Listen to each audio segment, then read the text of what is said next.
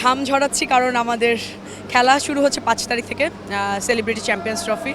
Bowling first of all, batting and fielding average.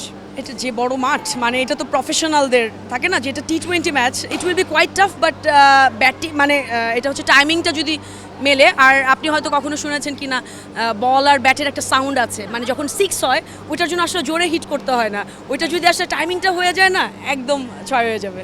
মানে দলগত performance হলেই আসলে এটা সম্ভব, কারণ 11 বেস্ট 11 নিয়ে যখন আমরা নামবো, বা আমরা যদি মনে করি যে প্রত্যেকের জায়গা থেকে 100% ক্লিক করতে পেরেছি,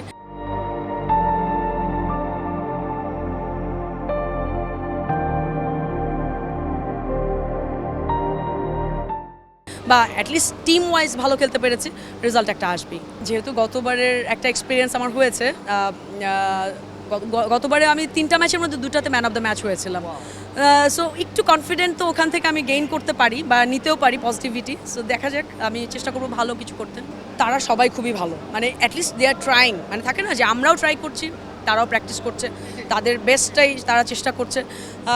দেখা যাক, মানে আনটিল আনলেস আমরা যতক্ষণ না পর্যন্ত আসলে গেমে যাচ্ছি বা খেলছি, আমরা আসলে বলতে পারছি না। বাট আমরা মনে করছি বা আমি ফিল করছি ব্যক্তিগতভাবে যে এটা একটা ভালো কম্পিট করা যাবে।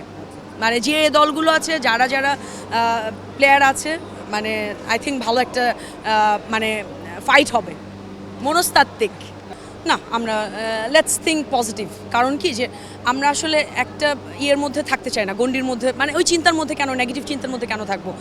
আমরা চেষ্টা করব যে ইন্টারন্যাশনাল যারা মানে থাকে না, যারা অনেক সেলিব্রিটি তো খেলে, ক্রিকেট খেলে, আমরা কেন ভালো কিছুর থেকে শিক্ষা নিব না, আমরা কেন পরিবর্তিত হব না।